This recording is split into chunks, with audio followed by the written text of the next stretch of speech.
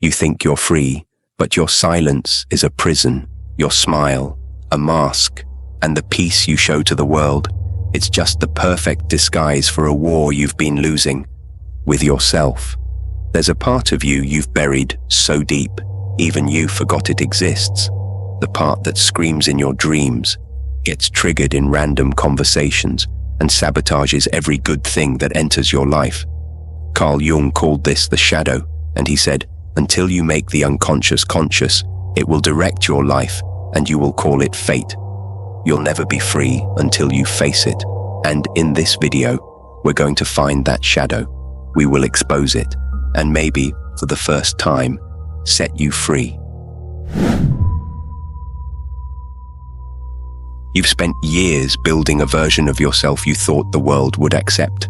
A version that's agreeable, productive, responsible, maybe even successful.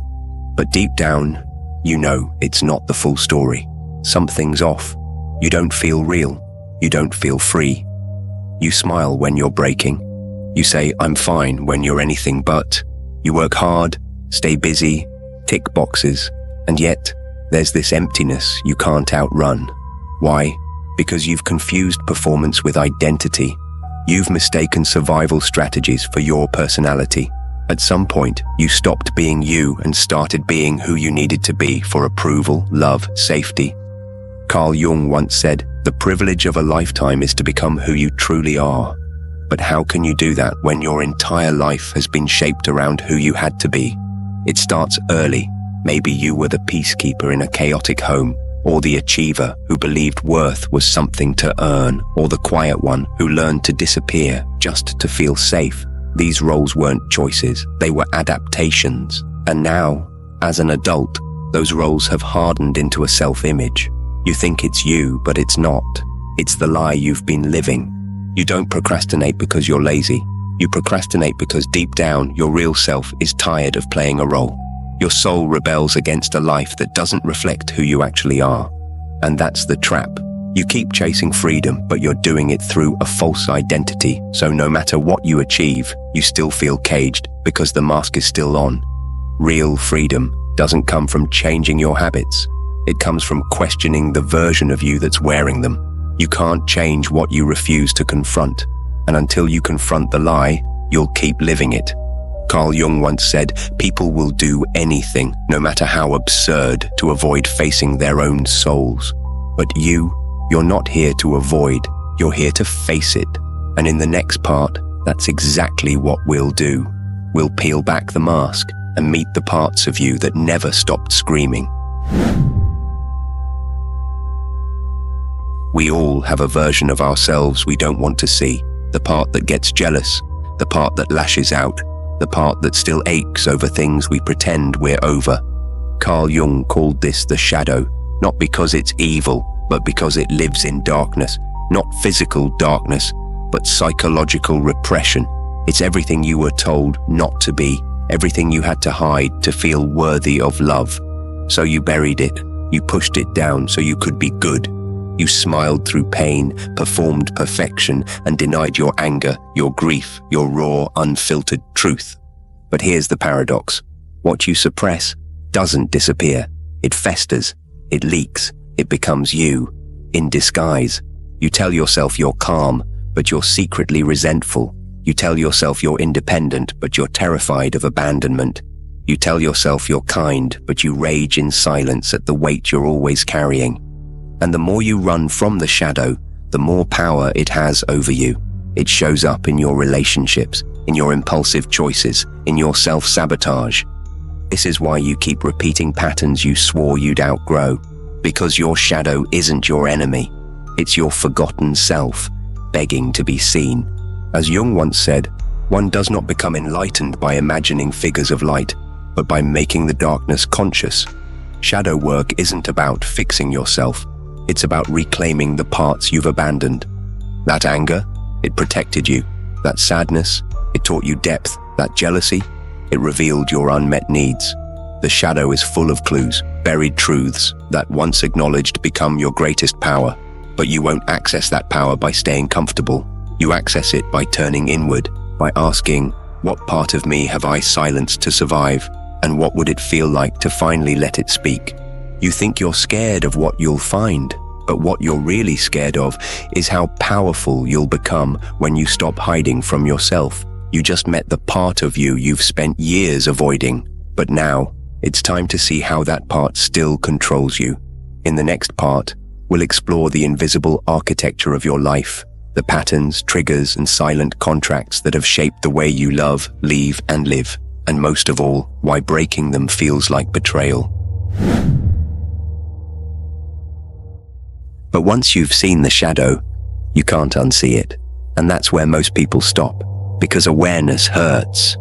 It's easier to go back to the loop, to blame your ex, your childhood, your boss, the algorithm, the universe, to say, this is just how I am, instead of asking, why am I still stuck in this same cycle? Again, because here's the truth, most healing content won't tell you. You don't attract what you want. You attract what you are unwilling to face. You keep chasing emotionally unavailable people.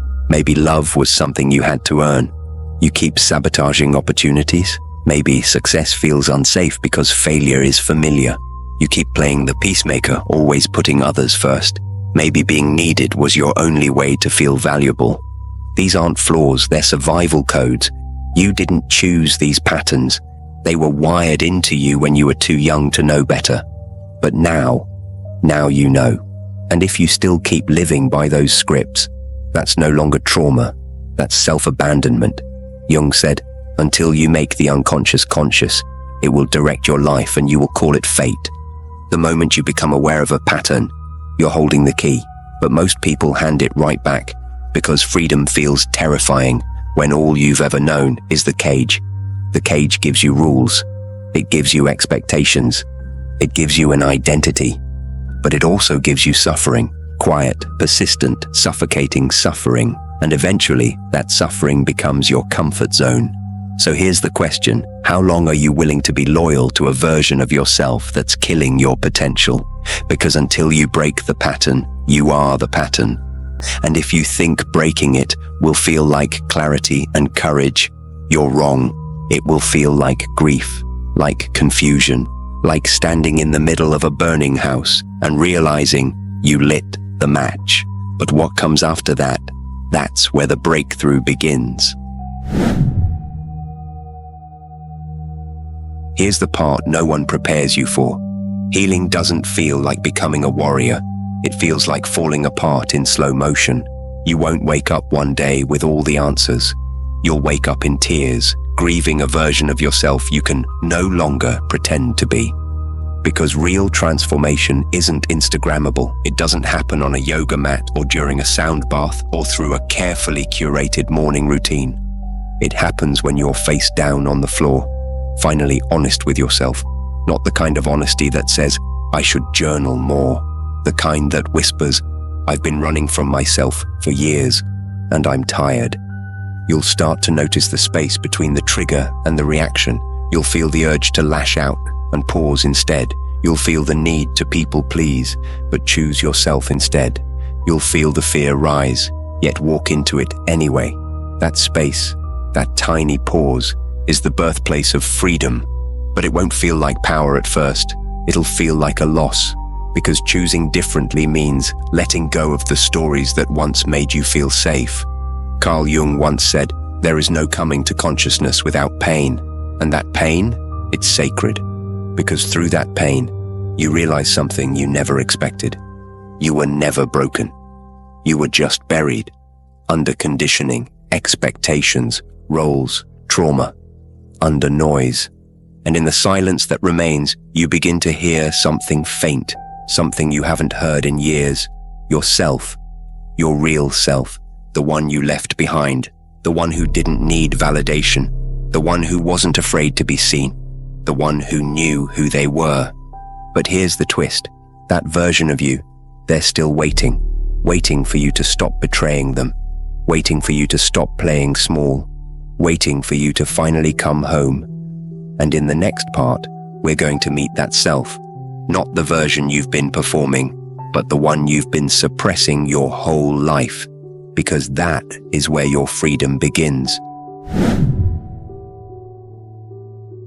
Let's talk about the part of you no one else remembers but you do. Not with your mind, but with a feeling you can't explain. A quiet ache, a dull restlessness, like something's missing, but you don't know what. That feeling? It's you, the real you, the one you buried to survive. You didn't abandon yourself because you were weak. You did it because you were smart, because life taught you early that being real was dangerous, that being emotional meant being dramatic, that being expressive meant being too much. So, piece by piece, you started amputating parts of yourself just to be accepted. Your creativity, too weird. Your anger, too loud. Your needs, too needy. So you put on a smile, you played the role, you followed the script, and people loved you for it. But you started disappearing. That's what self-abandonment really is. Not a moment, but a slow erosion of your soul. You became who the world needed you to be, and in the process, forgot who you needed you to be. Carl Jung said, "The privilege of a lifetime is to become who you truly are." But that privilege comes with a cost. It means digging up everything you buried, the rage, the shame, the dreams you gave up on, the truth you silenced. It means becoming the villain in someone else's story, to become the hero in your own. And yes, it's going to hurt, but the pain of becoming is nothing compared to the pain of remaining a stranger to yourself. So here's the question you've been avoiding. What would your life look like if you stopped running? What would happen if you stopped editing yourself, fit into rooms that don't feel like home? What if the version of you you're afraid to become is actually the version you were born to be?